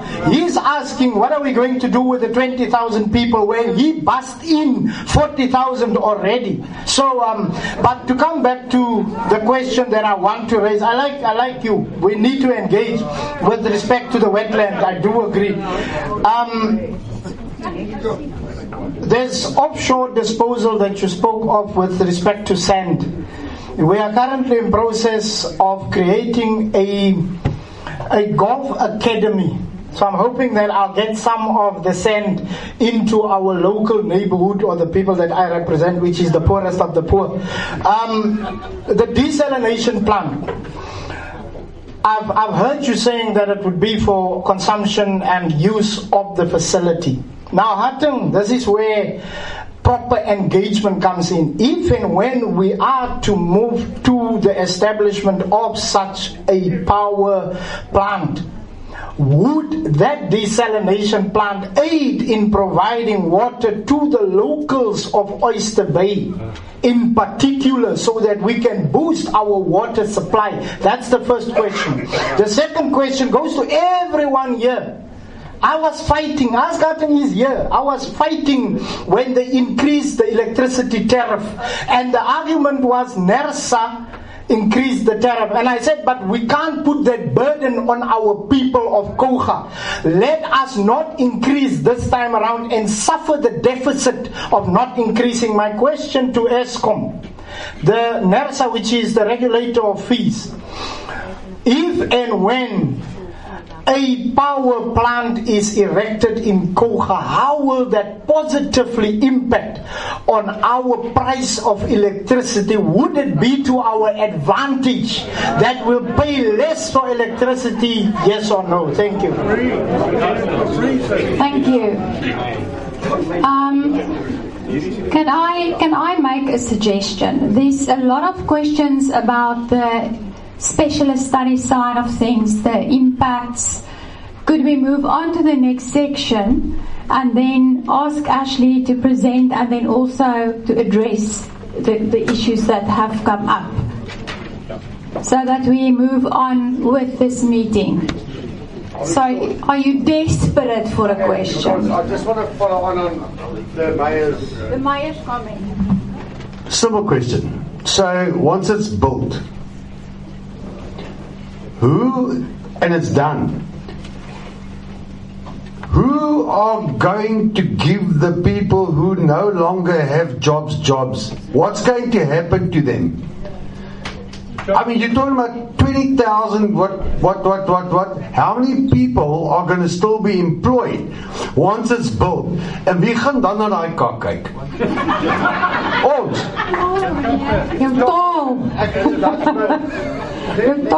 There's more than 20,000 unemployed currently. We must employ them. Thank you. It's a very valid question. Bring in new people. Ashley, can I ask you to take us through the next segment of the presentation, and then we can deal with all the questions related to the EIA. Just remind me as we go. Okay. All right. Okay, so some of the questions preempted some of my slides, right? That's fine. Okay, so alternatives. We've spoken about this already. We've got a number of alternatives that we still need to assess. We have looked at citing alternatives though at the moment, and there is a recommendation on that front, which I'll get to at the end. We have in Chapter 6 and Chapter 11 of the Scoping Report, whereby we have looked at the different types of energy alternatives that are out there. We've got a very comprehensive comparison of all the different ones. Please go and have a look at it. It's very detailed. The alternatives that are going into the EIA that we've recommended are the design alternatives. So things like layouts, the footprint, the cooling alternatives, the water intake and the discharge, the dredging activities, the spoil disposal, as we've already spoken about, the freshwater supply, the brine disposal, etc. So those are the types of things that the specialists are going to have to look at and weigh up and give their recommendations. So that's something we've already covered answers on those. The other alternative that is definitely going into the EIA is the no-go alternative. All the specialists have to have a look at it. It is a requirement of the EIA regulations. We do have to look at it. Okay, right. Bantansklip is the one-site alternative. You know where that is. It's near Pearly Beach, Conspire, Hermanus, that area, end of the world. And of course you know where Taspint is. Okay, so I'm not going to dwell on these slides too much.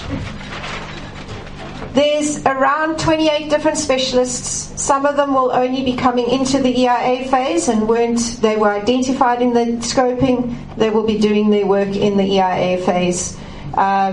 Where possible, we have tried to use specialists that know the project and have been with the project for the last 10 or however many years. So the comment that was there about that this takes long, the studies take long, that is absolutely 100%. It does take a long time. So there's many of the specialists as we could. We tried to get them in, the guys that have been involved, the groundwater guys, the wetland guys, the hydrology guys, They know the site. They've been doing work on the site for 10 years now. They know the area. They've kept up to date with the changes. They know what's going on. They're still looking at, they're still reviewing their old work. They're looking at it. They're updating it with all what's happened, because obviously the environment is a changing thing and they have to update as they go. So they have that institutional knowledge of what's going on site as far as possible. We do also have new eyes, okay? Unfortunately, we did have some of this previous specialists, they passed away, so we need to get some new eyes in. So we do have some new eyes in some of the studies, but we have commissioned specialists that are top of their field, they know what they're doing, they're all independent, and they are doing the best that they will do the best job. Okay. We've got sensitivity maps now. This is something that also is new. They didn't have to do this previously. This is a first run sensitivity map. There will obviously be updates to these into the EIA phase. This is just very high level, looking at critical biodiversity areas, heritage areas. We are aware that these heritage areas move both up and down the coast. This was the Bantams Klip area, and this is the Tacepinton as well. I mean, we know that this area does move, the heritage does move up and down the coast. It's not just over there. But there's a detailed description of these in Chapter 8. I think Chapter 8 is Chapter 8 or 9, I think, in the scoping report. So go and have a look at how these were put together. It's all in there. In terms of the impacts, this is what we're talking about. The whole purpose of scoping is to identify the issues. So, as that gentleman said there, send us your comments, send us your concerns, send us your queries. We forward them on to the specialists and they take them into their studies so that we can answer them. I won't be able to answer all the questions. I'm not a specialist in many of these fields. So that's why we rely on the specialists to come in and assist us with these. They are the ones who identify the impacts. At the moment, there's a whole chapter of potential impacts that they've identified already. Those are not the final impacts, right? They can change into the new phase. Those are just what they've identified to date. For example, in terms of the wetlands, they are sensitive. And already, if you have a look at the layouts are being designed, and what we're looking at from our point of view is that those layouts will be designed to avoid those wetlands as far as possible. In fact, completely. All right. So there's the specialists are working on that to make sure that those areas are avoided and not impacted as far as possible. Okay. The scoping phase, at the moment, we asked all the specialists to go in and give their recommendations in terms of what their preferred site would be at this stage for the facility. We asked each of the different aspects to give us their recommendation. We had 4 sites that clearly picked Bantams Klip, 4 specialists that clearly picked Bantams Klip. We had 2 sites that said Bantams Klip, but Tacepint is also okay. Not as great as Bantams Klip, but Tacepint's also good. We had 8 studies that picked Tacepint and 11 studies that were essentially neutral. So looking at the overall readiness from the NNR side, in terms of Bantams Klip versus Tacepint is better prepared and more ready than Bantams Klip is. And in terms of the grid integration, Tacepint is better prepared. They don't have all the answers there yet, but they are better prepared than at Bantams Klip. So we have recommended that Tacepint goes into the EIA phase for detailed study and not Bantams Klip, because it's not yet ready, it's not fatally flawed, and it could be considered in the future, but it's not ready now. Okay? This recommendation is our recommendation at the moment. It is not up to us to decide. The DFFE have to look at our scoping report and they have to approve this recommendation. They could come back to us and say, sorry, we want you to look at both sites, and then we have to look at both. The department can also come back and reject our plan of study and tell us to go back to the drawing board, or they could approve it. So we will then be in their hands in terms of their approval. So I don't know, Brian, before we move on, do you want to add anything to that?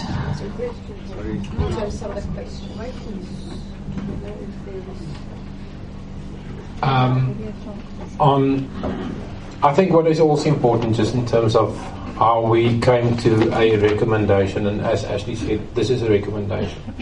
Both Tuispunt and Bantamsklip, the same scoping process up to this point in time was applied.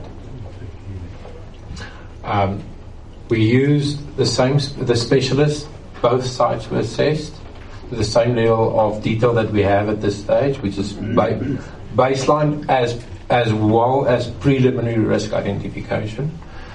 A very important aspect, of course, is site readiness. And we've discussed this before, the discussion around how far Tuispunt has progressed in terms of the NNR licensing process, and that's an important aspect. For Bantamsklip to get to the same level as Tuispunt is going to be approximately 5 years of studies that's going to be required. And those are not the sort of studies that we at this stage doing. And I think what I'd also just like to add, I'd like to give Sadiqa just the opportunity, because I know there was a question earlier in terms of the specialist studies beyond just what we are doing, and also in terms of from a safety perspective, like this seismicity. Now, the question specifically was asked around the seismic suitability of the site. I just want to confirm that we actually did go through what is considered the gold standard in terms of the seismic suitability, and we followed the seismic hazard analysis committee approach that has been endorsed from the US approach that we've done, and that was a probabilistic seismic analysis of the site to a level 3 PSA level 3, that's what we call it, the SHAC level 3. That study was concluded, and it had found the site to be suitable to house a nuclear facility on that. That was done by the Council of Geoscience in consultation with the SHAC methodology that we had applied, and that was on the website at some point. We just have to reconfirm if that has not been updated or placed back onto the website. We'll check that. That was previously rejected in the first EIA. No, that was not. You're on a seismic fault here on the Worcester fault. Highly. No, I'm sorry. That study was not rejected. That study was accepted. It went to court. It was rejected. Right, so can I just quickly check, Trudy, I saw your hand, it was up. Before we continue, can I just quickly check with you, Ash, if you responded to all the concerns that were raised? So you've addressed the time frames linked to the specialist studies. We've just had will a seismic study form part of this EIA? Just answer that. Okay. So then there's quite a number of concerns around the socio-economic impacts, especially related to the construction village, and then specifically from the municipality, what will be the cumulative impacts of influx of people on service delivery, and how will the deficit in the municipality's budget be managed and handled. And then from this side there was also a question on whether what will happen once the temporary employment has come to an end. How will that be taken into consideration in this EIA, and what will be the impact on the greater community? Regarding the desalination plant, how can locals like Oyster Bay benefit from that? And also, once if this nuclear facility proceeds, what will be the benefits to the local people?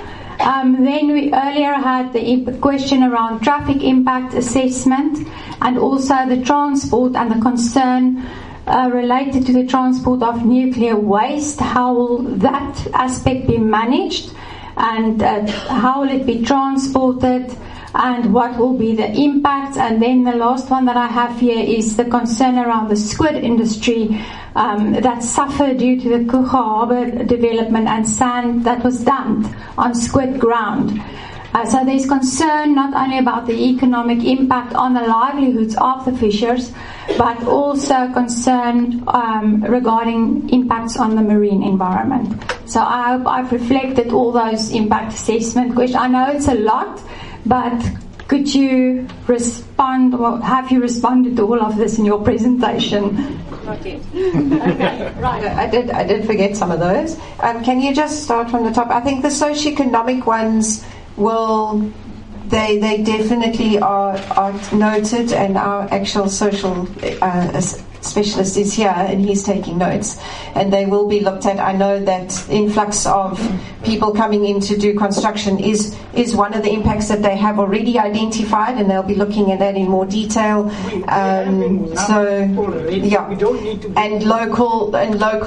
The appointment of local people was one of those mitigation measures that has already been identified, but I'm sure there will be more, and they will take all of these and take them into their study going into the EIA.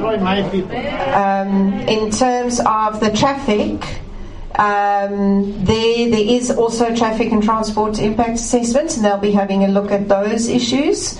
So we can't give answers now, but we know that they are really looking at those concerns. So we can just take these concerns from today, forward them, because they already have identified these concerns. So it'll be a confirmation of the concern that they are already looking at. And then with regard to the economic impact assessment, will that look at things like yes. the deficit? Yeah, it'll look at the things from the economic point of view, as well as also the fishers. The marine ecologists and the oceanography study will look at the spoil disposal in terms of all the alternatives there.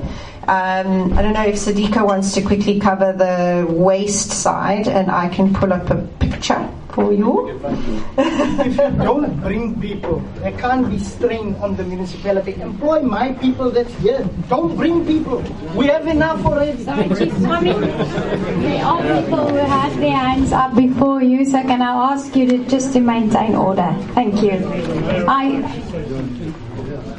I see your hand, sir. Judy was first, so I need to respect the order. Thanks. Okay. I was going to just ask on the nuclear waste, where that will be treated. The waste will be moved from site once we're in operation to the Volpits facility. That's up in the Northern Cape, close to the Springbok area, and that's the designated or the licensed facility for the disposal of low and intermediate level waste. They are currently in the process of establishing a centralized interim storage facility for high level waste, or what we consider as spent nuclear fuel, which is destined to be deployed in that area. As you can see from the one picture, they've got quite a large segment of land that they have there, and I understand they've used less than 10% of the current land use for the disposal of low and intermediate level waste. And it's really, there's a lot more around the trenches that is dug in that area, how that is treated and managed and monitored around making sure that those waste containers are appropriately stored and managed on that facility in a geologically safe environment that is currently there. And that's just what the picture looks like. The waste will be treated and will be shipped from site to the area. Currently, we do use road transportation from Kuburg to site. It would follow a designated road. It is normally transported under police escort to measure that. Before it leaves site, it is measured. It is meant to make sure that the radioactivity is as low as possible within the acceptance criteria that is determined by the National Nuclear Regulator. Nothing leaves the site until it is deemed safe and has been inspected by the regulator, and then that gets transported through to Falk Pits, and it's got to meet their waste acceptance criteria before it leaves the site. And that's a control process that is underway currently. And it's not just from Koeberg, it's also from the facility in Pelindaba that has the same constraints, and to transport their waste areas to this facility, which is currently the only licensed facility for the disposal of waste in the country. Thank you. Before Brian adds to that, I have to call out the time. It is 8 o'clock. What is the specific time? Just after 8. Sorry, my watch is broken. 6 minutes past 8. Can I check with you if you are okay to be here for another 25 minutes? Yes. Is that all right? Can I see hands? Thank you. Thank you very much for that. Thanks. Maybe I just want to add something on this and just putting it in context. Now, these are the cells in which they dispose, and here you can see this is latest Google imagery. Now, this area here, this is about 4 hectares, the current, and this is the current disposal cells. Oh, I could, if I can, now this works. I'm not sure if they've disposed what that area is. It looks like a clearing area, but this looks like where the active cells are. And this is about 4 hectares. And now, for how many years have they been disposing of? One is intermediate waste and one is low-level waste. Okay, all right. Thanks. Great. But this just gives you, and then period of disposal? 40 years. 40 years. So this is 40 years Koeberg disposal of low and intermediate level waste. Pelindaba, and all the gold mines. Just puts it in perspective. Remember, it's a very energy dense. Nuclear is very energy dense. So the amount of waste that's produced from nuclear, if you compare it to coal-fired, for instance, I mean it's just magnitudes massively different. I'm just on the waste. Right, sorry. Sorry. Trudy is first. She's been very, very patient. Thank you, Trudy. Thanks very much. I just want to say, can someone tell me when did your pre-application meeting with the department happen? WSP, hello? Ashley? When did your pre-application meeting with the department happen? 4th of November. 4th of November last year. 4th of November? 2025. Again, did you at that meeting already shockingly state that Bantam Slip would be scoped out? In the minutes. We said that it was Sorry, I think everyone has to hear. Yeah, we all like to hear the answer. Now, please, you can't hear. Just maybe stand a bit closer. Sorry? So I'll stand. Well, I don't want to get interfered with over there. So yes, it was an option at the time, and the department did say to us that they would prefer us to look at both sites, and then look at potentially scoping out one of the sites now. Pardon? I'm sorry, did the department say that? The department said that we needed to look at both sites. So we've done that during the scoping phase. Yes. I see your hand. I see there are several hands. Just bear with me, please.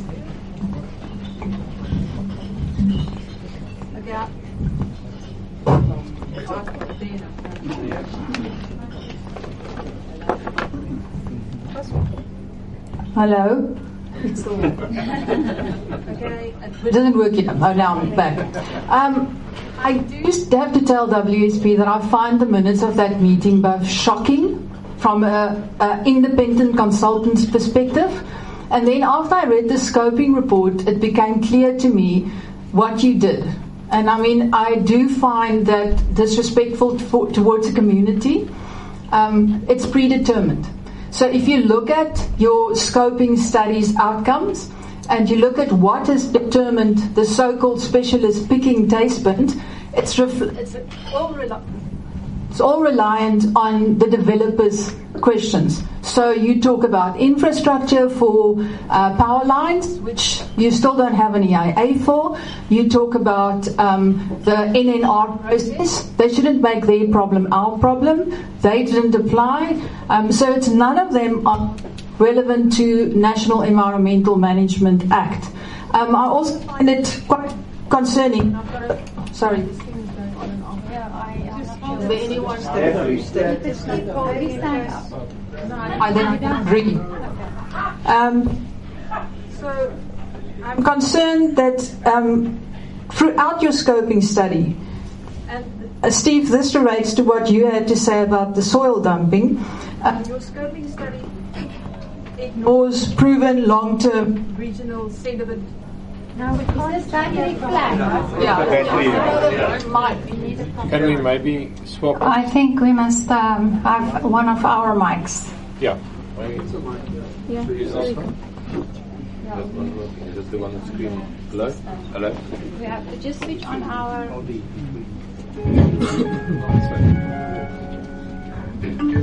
Okay, thank you. So you, in your scoping study, you consistently ignore long-term information that's already available and in the public domain. Remember, there's a completed environmental impact assessment that was done. Those studies still stand.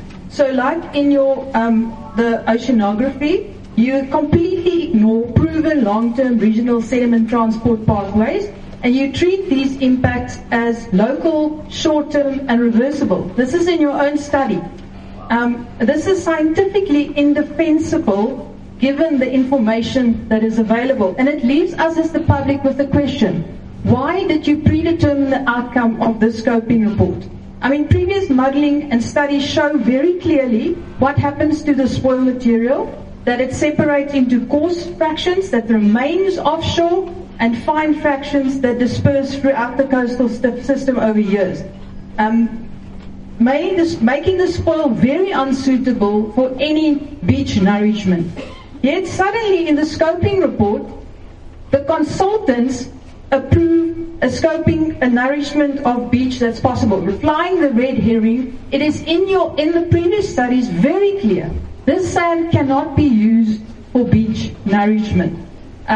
So you consistently, and I mean I can carry on, I've got a whole book. Every one of your scoping report studies writes a narrative of a lesser impact at Taspin. If you look at your wetlands ecologist, she states very clearly that the impacts at Taspin will be irreversible. And I don't know how someone stands up here and says that they have moved and they're making an alternative where they're going to build, because in your own specialist study, it says that the current layout will interfere with the Langefontein wetland, and you didn't include access roads that will impact on these wetlands, and you didn't include fence lines. So how as a public must we trust that WSP is independent if you are consistently going with what the developer wants and not what the environmental impact assessment says?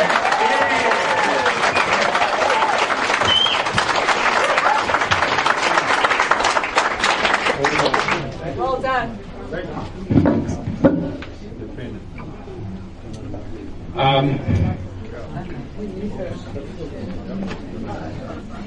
The risks and the impacts that's been reflected at this stage. Sorry, can you hear me? Is it better? The current level of risk assessment that's been provided for, and it applies to both Taspin and Bantamsklip, is high level. The detail and the detailed assessment you're referring at this stage that we are recommending certain actions, which is untrue. No. I'm saying it's untrue at this point in time that the specialists are recommending certain mitigation. That hasn't yet been done. They are proposing various alternatives that will be assessed further. And that was the same. So what I was saying earlier is that the approach applied for Taspin and Bantamsklip in scoping is the same.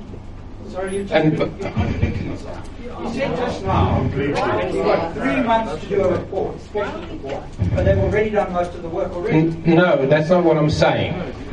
I'm saying there's been a scoping assessment that was done both at Tuispunt and Bantamsklip, but it's not yet done to the level of detail required for EIA phase.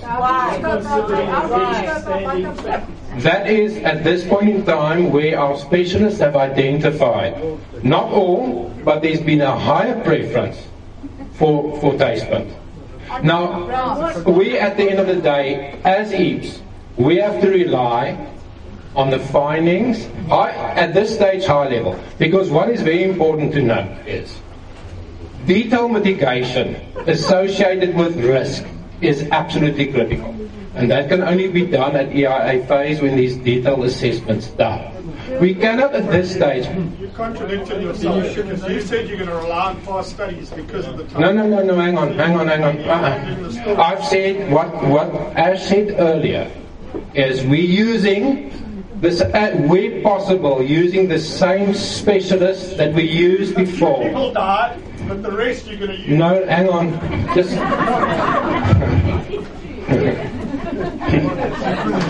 Okay, so for the ones that are still alive, get out of as far as possible, it is this value. Sorry, let me just continue. There is a lot of value in using people with knowledge. We can all agree on that. We know that there is a lot of time constraint. This is a very technical subject. We make a choice. We want to use people which are highly skilled and knowledgeable.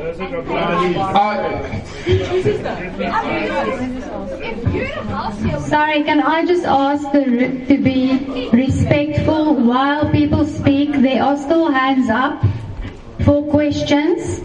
I think the point is that no decision has been taken and the EIA process is still ongoing. To what extent will the comments raised here tonight about the recommendation, the scoping phases, drafts, reports, recommendations, to what extent can these comments be accommodated and reviewed before the final scoping report is submitted? Well, with the greatest respect, public participation presupposes honesty and objectivity, and that you lack.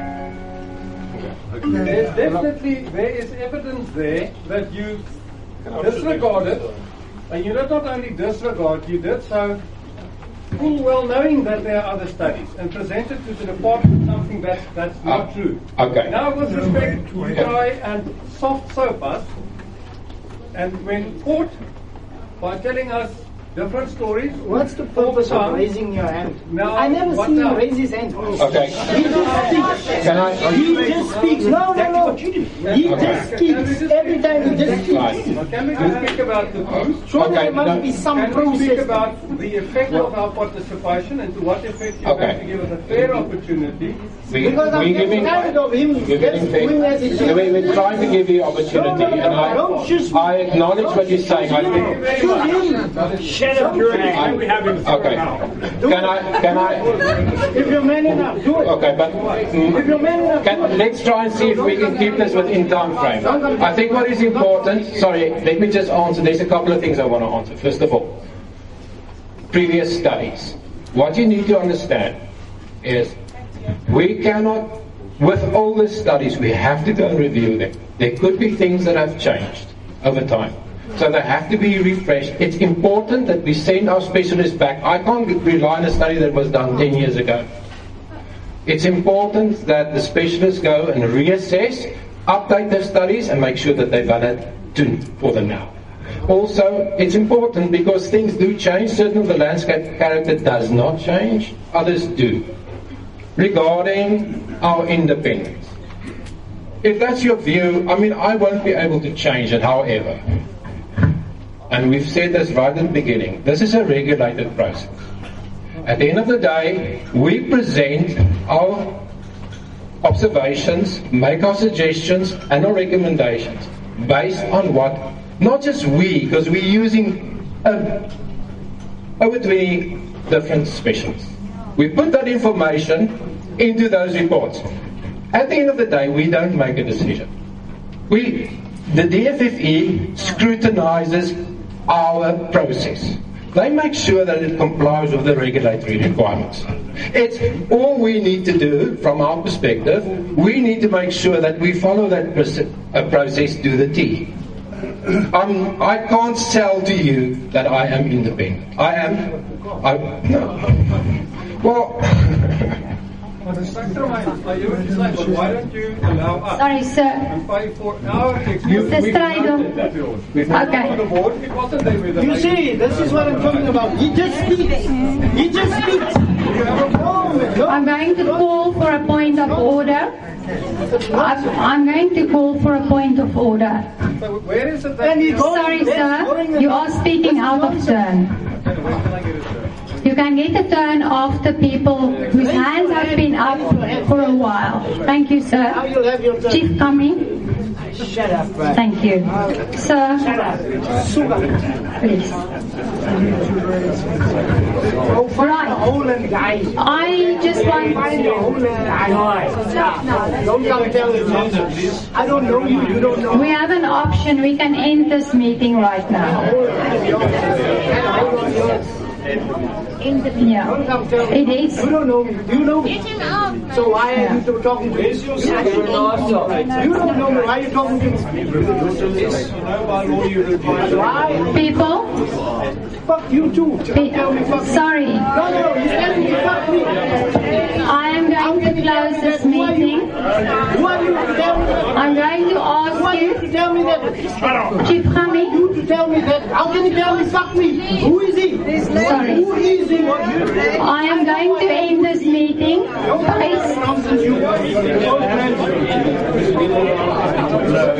Sir, this meeting is not being constructive at the moment. You see? And sorry, Chief Cumming. Can I ask you? Stop swearing at me. Say you ask him to stop. We all agree to the rules of the meeting. I am going to end this meeting. Please submit your comments in writing. Where's the section on the operator? You have not mentioned the operator once, a serial polluter. So you can please submit your comments in writing and please attend the meeting on Thursday, the 23rd. This meeting is no longer constructive, so I am going to close it. Thank you very much. Not all credibility as consultants to the community. You have no credibility of integrity and honesty. I hear you. I hear you. Put it in a credibility. Who are you? Who are you? You're not independent. Who I am. And you are not. Who are you? You are not honest. I hope you're not fucking up.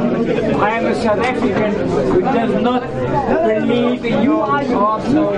Why? What do you want to do? I want to get mine. Why would we like I don't want to. Dan moet je even vriendelijk gezicht even.